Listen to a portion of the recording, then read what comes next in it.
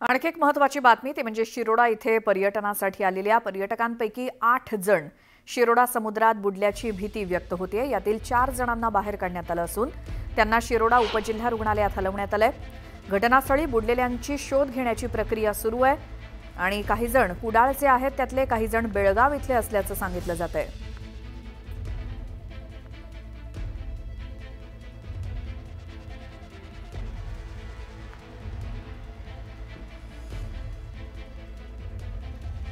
या संदर्भात आपण माहिती घेऊयात। आमचे प्रतिनिधी भरत केसरकर आपल्या सोबत आहेत। भरत, ही घडलेली दुर्घटना त्याचे आत्तापर्यंतचे अपडेट काय आहेत?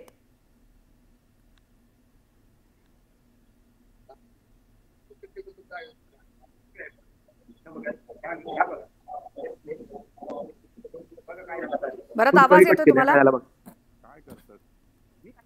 शिरोडा इथे पर्यटनासाठी जे पर्यटक आलेले होते त्यातले 8 जण शिरोडा समुद्रामध्ये बुडल्याची भीती व्यक्त होतीये। 4 जणांना बाहेर काढण्यात आलेलं आहे, त्यांना शिरोडा उपजिल्हा रुग्णालयात हलवलं गेलंय। घटनास्थळी जे बुडलेले आहेत त्यांचा शोध घेण्याची प्रक्रिया सुरू आहे।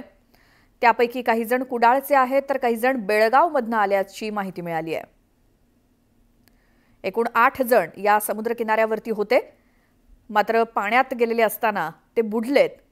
एकूण 8 जण होते, यातल्या 4 जणांना बाहेर काढण्यात यश आलंय। त्यांना शिरोडा उपजिल्हा रुग्णालयात पाठवण्यात आलंय। मात्र उरलेले 4 जण आहेत त्यांचा शोध घेण्याची प्रक्रिया अजूनही सुरूच आहे। पुन्हा जाऊयात, आमचे प्रतिनिधी भरत केसरकर आपल्या सोबत आहेत। भरत, या क्षणापर्यंतचे काय अपडेट आहेत तुमच्याकडे?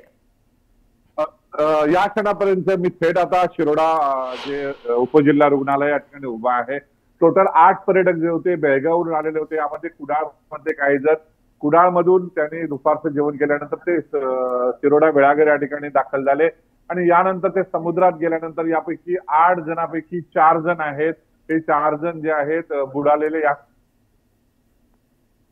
आणि 3 जण मृत आहेत, त्यांचे मृतदेह बाहेर काढण्यात आले। त्यांची नावं आहेत फरीना इरफान कित्तूर वय 36, राहणार लोंढा कर्नाटकातील ही महिला आहे।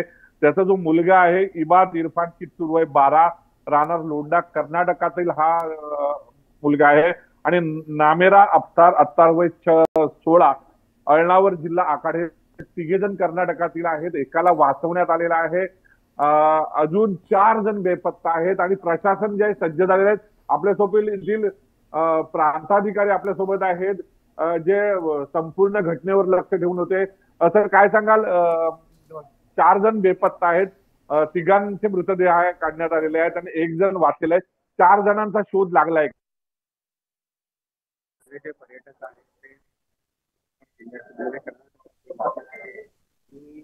पर्यटकांपैकी 3 पर्यटक मृत आहेत आणि पर्यटकाला वाचवण्यात यश आलं।